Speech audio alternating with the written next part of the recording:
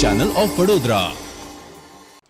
ડભોઈ તાલુકા સેવા સદનમાં ફ્લોરિંગની ટાઇલ્સ ઉખડી જવાને કારણે અહીં રોજ અવરજવર કરતા અરજદારોના પગમાં ઈજા પહોંચતી હોવાની રોજિંદી ફરિયાદો ઉઠી રહી છે। ડભોઈ તાલુકાના સેવા સદન ખાતે તમામ પ્રકારની એક જ બિલ્ડિંગમાં કચેરીઓ આવેલી છે।